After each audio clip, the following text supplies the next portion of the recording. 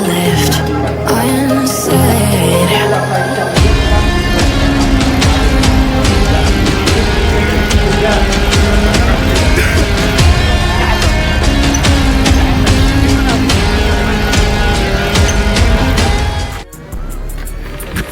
Oke teman-teman, di sini saya Raffi, di sini saya Malvin, Saya Jinsa. Saya Rahel. Oke, di sini kita akan jalan-jalan dan belajar tentang manusia purba di Museum Sangiran. Jangan saksikan terus perjalanan kita selanjutnya ini. Let's go. Mas Malvin, sekarang kita mau kemana ini? Kita mau melihat koleksi-koleksi yang ada di Sangiran. Oke, let's go. Oke teman-teman, di belakang saya ada Homo erectus archaik. Bisa di zoom ya. Homo erectus yang fosilnya banyak ditemukan di lapisan puncangan dan Grensbank ini memiliki tulang rahang yang kekar dan gigi geleginya besar, dan rentang kehidupannya itu sekitar 1,8 juta sampai 900.000 tahun yang lalu, dengan volume otak itu sekitar 870 cc ya teman-teman. Lanjut ke kanan yaitu Homo erectus tipik. Homo erectus diduga menjadi pendahulu terakhir sebelum berevolusi menjadi manusia modern, Homo sapiens. Hidup pada masa 1,8 juta 200 dan sampai 200.000 tahun yang lalu. Spesies ini lahir di Afrika Timur, kemudian berimigrasi ke seluruh dunia, tak terkecuali Jawa. Di Jawa terdapat 3 tipe Homo erectus. Dan ini adalah Homo erectus yang fosilnya banyak ditemukan di lapisan Kabo Sangiran, dengan rahang lebih ramping dan gigi geleginya lebih kecil dibanding tipe arkaik. Fosil Homo erectus tipik juga tersebar di Trinil, Ngawi, Patiam atau Kudus, dan Samedo, Tegal, dan rentang kehidupannya itu sekitar 800 hingga 300 tahun yang lalu, dengan kapasitas otak yaitu 1000 cc ya teman-teman. Dan yang terakhir itu adalah Homo erectus progresif yang kapasitas otaknya lebih besar, membuat atap tengkoraknya itu lebih tinggi ya teman-teman. Lebih tinggi memudar, dan pada 2 tipe pendahulunya Homo erectus tipe ini tidak ditemukan di Sangiran. Sebagian besar ditemukan di Gadong atau Blora, Seloporo atau Ngawi, dan Sembung Macan yaitu Sragen ya. Rentang kehidupannya itu sekitar 200 sampai 1000 tahun yang lalu, dan kapasitas otaknya itu sekitar 1100 cc ya teman-teman. Sekarang kita melanjut ke mana? Ruang pamer 2 ya? Sekarang kita lanjut. Ya. Langsung aja kita ke ruang pamer 2 dan kita akan melihat koleksi apa aja yang ada di Sangiran. Let's go. Kita sudah sampai di mana ini? Ya, pamer 2 ya. Langsung aja kita naik. Let's go.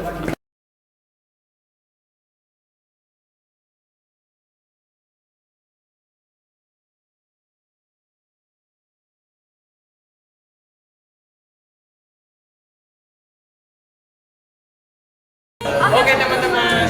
Ini kita akan mendengarkan penjelasan dari teman kita yaitu Isa tentang Penjelasan bagaimana cara manusia purba berburu. Nah, jadi teman-teman, bagaimana sih cara manusia purba itu berburu?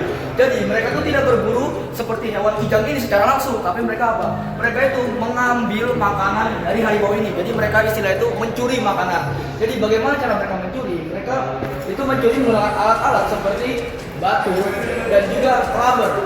Kelabur ini adalah sebuah alat untuk memukul. Nah, jadi pasti kalian bertanya, kenapa sih mereka nggak takut dengan harimau? Nah, menurut penjelasan dari Pak Sutanto tadi, kenapa mereka nggak takut dengan harimau, beruang, segala macam? Itu karena kapasitas otak mereka kecil, jadi mereka tidak mempunyai rasa takut sedikit pun terhadap hewan buas.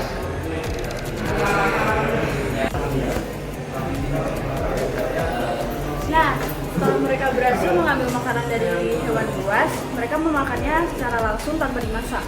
Karena pada zaman mereka belum mengenal adanya api. Dan karena mereka memakan makanan mentah itu, rahang mereka mengalami pembesaran. Oke teman-teman, jadi ini adalah bola batu, yaitu adalah alat bantu yang dibuat dari manusia purba. Dan ini adalah proses pembuatan bola batunya, yaitu zaman dulu orang purba membuatnya dengan cara dari batu, dan batu ditumbuk secara terus menerus sehingga bisa membentuk sebuah lingkaran seperti pada contoh di sini. Nah, jadi untuk selanjutnya itu adalah serpi. Bagaimana cara mereka membuat alat serpi? Nah, jadi seperti ini. Mereka membenturkan sebuah batu dan ketika ada yang tajam, mereka akan mengambilnya. Dan alat serpi ini mereka gunakan untuk memotong dan juga untuk menusuk. Selanjutnya, itu ada spatula dan juga alat penusuk. Nah, bedanya dengan alat serpi itu, kalau spatula dan alat penusuk itu terbuat dari tulang. Jadi mereka menghancurkan tulang dan ketika ada yang tajam itu mereka ambil untuk menjadi alat untuk berburu ataupun untuk ya memotong segala macamnya. Jadi begitu. Oke, teman-teman, di sini ada kapak neolitik ya teman-teman. Kapak ini biasanya digunakan ketika para manusia purba itu menghancurkan batu atau benda-benda keras. Nah, mereka menggunakan kapak neolitik ini ya teman-teman.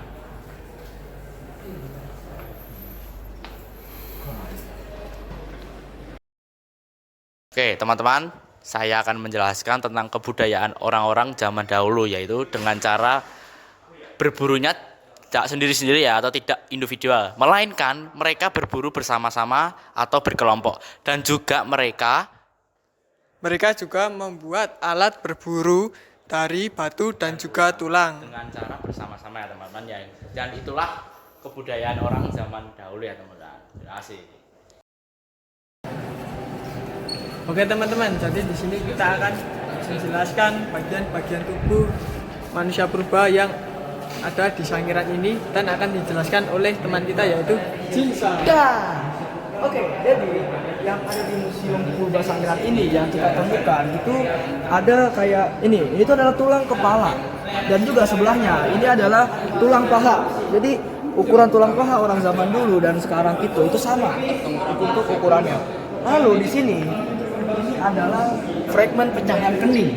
Ya, jadi tadi dari Pak Sutanto itu cerita kalau misalnya pecahan ini tuh terbagi menjadi 12 bagian dan itu udah tersebar di museum-museum lain dan ini salah satunya ditaruh di Museum Sangiran ini. Lalu ya di situ banyak sekali atap tengkorak dari manusia purba.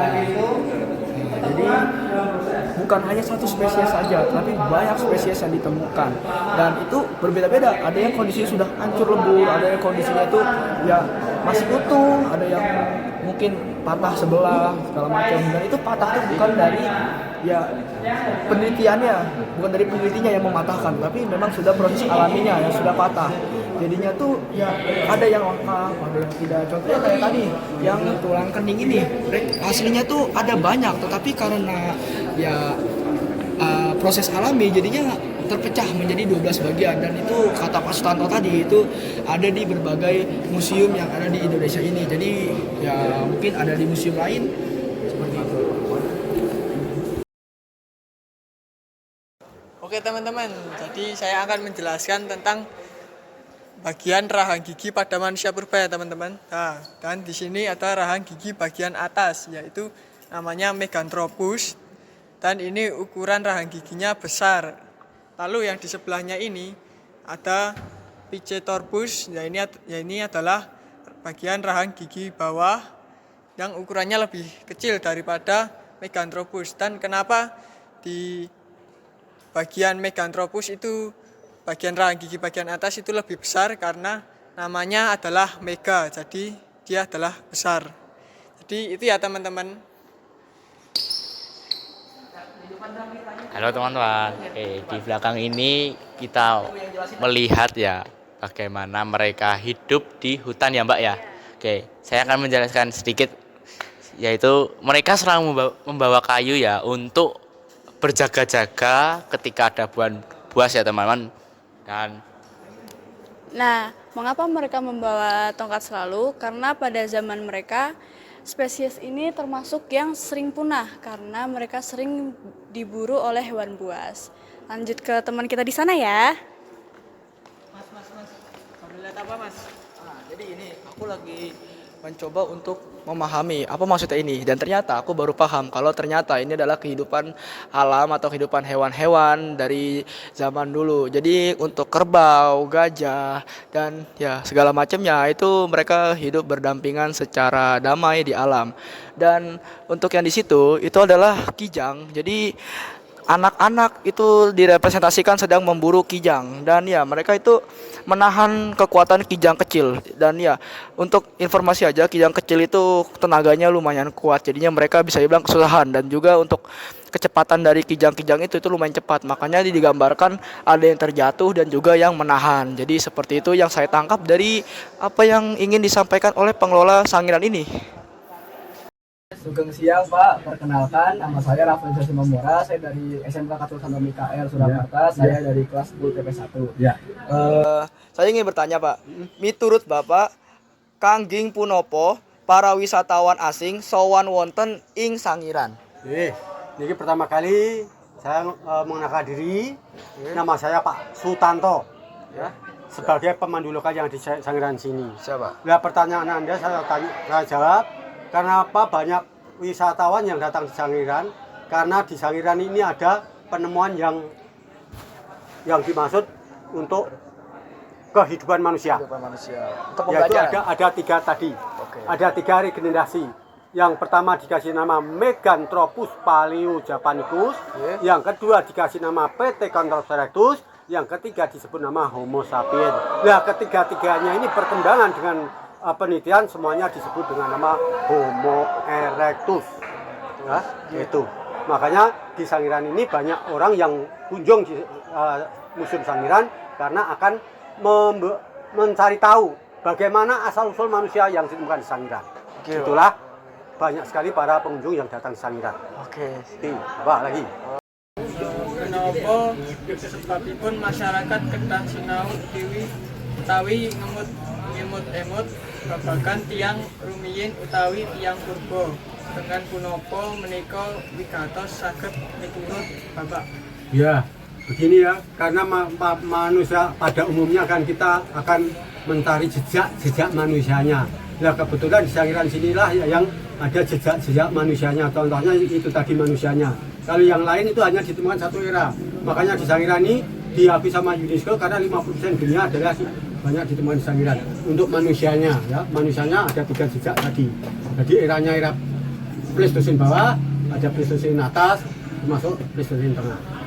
Nah, itu makanya banyak sekali para pengunjung yang untuk mencari tahu sebetulnya manusia yang di Sangiran itu umurnya berapa, bentuknya seperti apa. Makanya dia sering banyak yang kunjung di Museum Manusia Purba Sangiran karena tempat itulah yang ditemukan di Sangiran. Ya, matur nuwun Pak. Ya teman-teman semua. Oke, perjalanan kita sudah berakhir ya. Iya. Betul. Oke, kita di sini mendapatkan banyak sekali ilmu yang belum kita pernah tahu. Dengan adanya studi literasi di SMK Mikael ini, kita mengetahui bahwa manusia purba itu ternyata sangat unik ya Mas ya. Yes. Dan Sekali dan kita jadi lebih mengenal di Museum Sangiran ini ya teman-teman. Ya, jadi Tentang manusia purbanya. Ya, jadi kita juga lebih mengenal tentang kehidupan zaman dulu, ya, kehidupan zaman purba. Dan ya, jadi kita tidak apa ya. Tidak ada. Dan kita bisa belajar tentang kan kehidupan zaman dulu sama zaman sekarang kan beda ya pasti. Nah kita bisa membandingkan dengan cara mengambil sisi positif dari zaman dulu. oke, sekian dari jalan-jalan berkedok belajar ya teman. See you di project-project selanjutnya ya teman. Semoga bermanfaat. Hai.